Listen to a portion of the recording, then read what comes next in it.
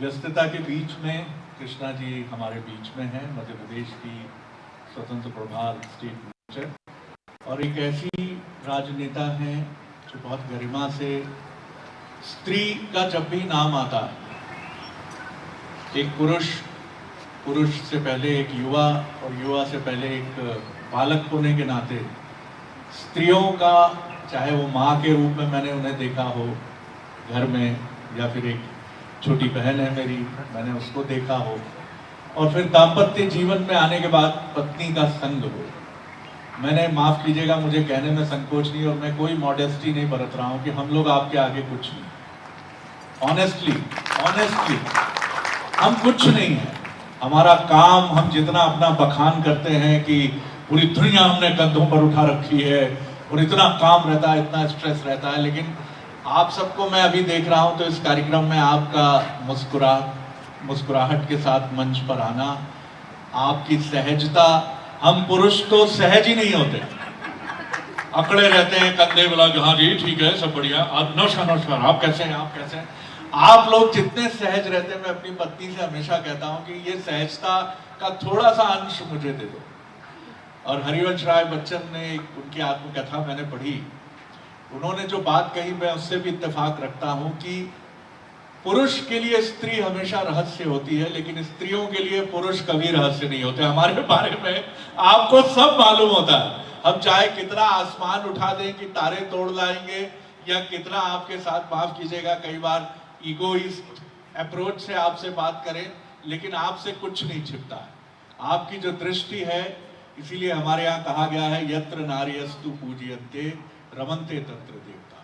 और थोड़ा ज्योतिष का भी जब मैंने अध्ययन किया तो मैंने ये पाया कि जिस घर में स्त्री की पूजा होती है वहां लॉर्ड ऑफ वीनस, शुक्र देवता बहुत प्रसन्न होते हैं, यानी वैभव और लग्जरी का वास होता है।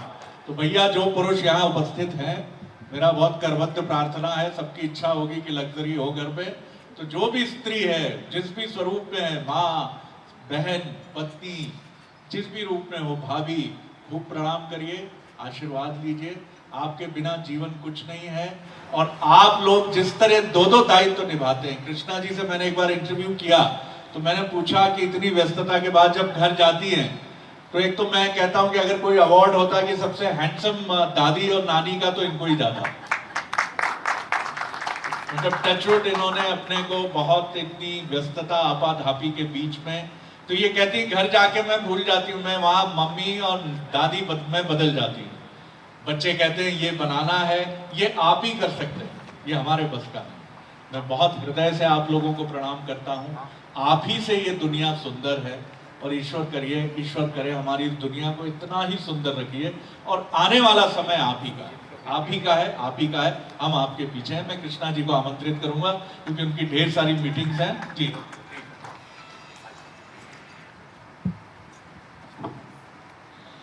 बहुत बहुत धन्यवाद शरद जी, सब कुछ आपने कह दिया, मेरे लिए कुछ छोड़ा ही नहीं। और मुझे खुशी है आज इस बात की कि इस कार्यक्रम का हिस्सा बनने का सौभाग्य आपने मुझे दिया है।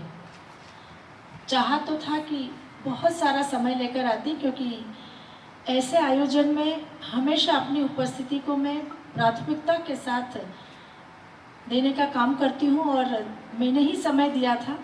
लेकिन आज चूँकि जिस फील्ड में काम कर रही हूँ वहाँ की व्यस्तताएं ऐसी हो गई कि मुझे वहाँ रहना बहुत ज़रूरी था। फिर भी मैंने ये तय किया कि भले ही 5 मिनट के लिए, लेकिन अपनी समस्त बहनों को सम्मानित करके स्वयं सम्मानित होने का काम मैं करूँगी। तो आज बंसल न्यूज़ द्वारा आयोजित इस ओजस्विनी स्वयं सिद्धा नारी उन्नति की धारा पुरस्कार में आदरणीय शरद जी, आदरणीय आशीष जी, मेरी वो सारी शक्ति स्वरूपा बहनें जो विभिन्न क्षेत्रों में उत्कृष्ट कार्य करते हुए अपने आप को समाज में स्थापित कर चुकी हैं और कहीं ना कहीं अपनी सक्रियता से, अपने सोच से, अपने परिश्रम से सामाजिक सोच को परिवर्तित करने में भी सफल हुई हैं। इसीलिए तो हम कहते हैं कि दुनिया का कोई काम ऐसा नहीं जो महिलाएं नहीं कर सकती है। मैं समस्त शक्ति स्वरूपा बहनों को जो आज यहाँ सम्मानित हुई है उनको प्रणाम करती हूँ। साथ ही उपस्थित सभी बंसल न्यूज़ परिवार के गणमान्य नागरिक बंधुओं, मेरी बहुत स्नेही बहनों, आज सबसे पहले कहना चाहूँगी कि छेड़िए ना आप मेरे स्वाभिमान को, सर पर उठा लूँगी मैं आसमान को। माना कि देखने में शक्ति तुम्हीं में है, पर मैंने ही झुकाया है हर शक्तिवान को। ये 4 लाइनें हमारी उस शख्सियत को, उस व्यक्तित्व को प्रतिपादित करती है कि अनादिकाल से और अनादिकाल से भी बहुत पहले से ईश्वर ने महिलाओं की संरचना ही ऐसी की है कि महिलाएं परिवार का, समाज का, देश का महत्वपूर्ण अंग है। ये बात सच है। कई बार कालखंड ऐसे आए जब महिलाओं को दोयम दर्जे का समझा गया और महिलाओं की उपयोगिता को अनावश्यक माना गया। लेकिन मैं आज कहना चाहूँगी कि यदि हम ये कहें कि मानव सभ्यताओं के उत्थान और पतन का इतिहास वास्तव में समाज में महिलाओं की स्थिति के उत्थान और पतन का इतिहास रहा है, तो शायद कहीं कोई अतिशयोक्ति नहीं होगी। क्योंकि हमने देखा है कि जब जब समाज में महिलाओं को सम्मान मिला, जब जब समाज में महिलाएं आदर के साथ पूजी गई, तब तब समाज ने उत्तरोत्तर प्रगति की। लेकिन जिस कालखंड में महिलाओं के सम्मान में कमी आई, महिलाओं का अनादर हुआ, उस काल में समाज भी पतन के गर्त में चला गया। और यही कारण है कि आज हम ये मानते हैं कि समाज में महिलाओं को बराबरी का हिस्सा, बराबरी का दर्जा दिया जाना हर एक सेगमेंट के लिए बहुत आवश्यक है, चाहे परिवार हो, समाज हो या देश हो। और मुझे लगता है कि इसी दिशा में आज हम समस्त नारियों की, हम समस्त महिलाओं को काम करने का अवसर मिल रहा है, आगे बढ़ने का अवसर मिल रहा है। आज जितनी मातृशक्तियों को मैंने सम्मानित किया है, मैं मानती हूँ कि वास्तव में वो ऐसे क्षेत्र थे जो कभी कहे जाते थे कि ये पुरुषों के एकाधिकार के क्षेत्र है, यहाँ महिलाएं काम नहीं कर सकती है। लेकिन आपने साबित कर दिया कि दुनिया का कोई काम ऐसा नहीं है जो महिलाएं नहीं कर सकती। मैं गर्व के साथ कहती हूँ कि अंतरिक्ष से लेकर हिमालय तक ऐसी कोई जगह नहीं है जो महिलाओं की सफलता की कहानी ना कह रही हो। सेवा से लेकर सुरक्षा तक ऐसा कोई क्षेत्र नहीं है जिसने महिलाओं के जौहर ना देखे हों। कला और संगीत से लेकर राजनीति, पत्रकारिता, विज्ञान तक ऐसा कोई कार्य क्षेत्र नहीं जिसने महिलाओं की योग्यता को नमन ना किया हो। आज हर क्षेत्र में महिलाएं अपने आप को साबित कर रही है, सिद्ध कर रही है। और इसीलिए समाज भी आज महिलाओं के इस प्रतिभा को, इस हुनर को पर्याप्त अवसर दे रहा है। हम सबको इन अवसरों का पूरा लाभ उठाना है। कुछ कालखंड बीच का ऐसा रहा है जब महिलाओं की क्षमताओं को कमतर आंका गया, लेकिन आज मैं कह सकती हूँ और पूरे विश्वास के साथ कह सकती हूँ कि आज वातावरण हमारे अनुकूल है। और इस अनुकूल वातावरण में अपनी क्षमताओं को और बेहतर तरीके से हमें आगे बढ़ाना है। मैं स्वयं का उदाहरण देकर बताना चाहूँगी कि राजनीति का क्षेत्र महिलाओं के लिए एक समय था जब ऐसा समझा जाता था कि महिलाएं बहुत बेहतर तरीके से राजनीति नहीं कर सकती और महिलाओं की संख्या भी इस क्षेत्र में बहुत कम हुआ करती थी।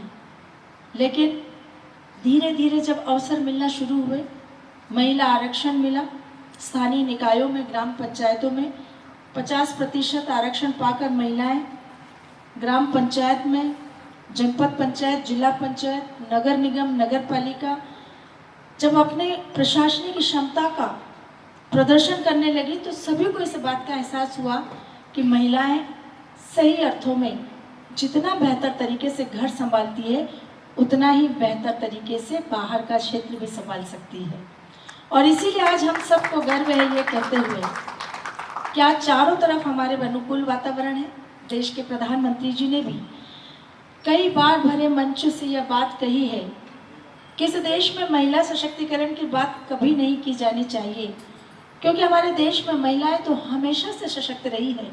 अभी शरद जी कह रहे थे कि हमारी संस्कृति तो वह संस्कृति है जो ये भाव हम सब के सामने प्रदर्शित करती है कि यत्र नार्यस्तु पूज्यन्ते रमन्ते तत्र देवता, जिस घर में नारी का सम्मान होता है वहीं ईश्वर का वास होता है। तो हम विचार करें कि हमारे रगों में दौड़ने वाला वो रक्त जिन संस्कारों से भरा हुआ है वो इस भाव के साथ ही आगे बढ़ता है, फिर चाहे वो हमारा बेटा हो, हमारे पिता हो, हमारे भाई हो या हमारे पति हो।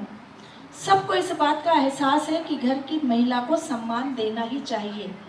और इसलिए जो संस्कृति के पालनहार हम सब बने हैं उस संस्कृति को आज हम फलीभूत होते हुए अपने समाज में देख रहे हैं, तो मन गर्व से ऊपर हो जाता है। और प्रधानमंत्री जी का ये कथन भी पूरी तरह से सिद्ध होता है कि इस देश में महिला सशक्तिकरण की बात नहीं होनी चाहिए, क्योंकि महिलाएं तो इस देश में हमेशा से सशक्त रही है, बल्कि होना तो यह चाहिए कि इस देश की सशक्त महिलाओं के नेतृत्व में देश के विकास की बात होनी चाहिए।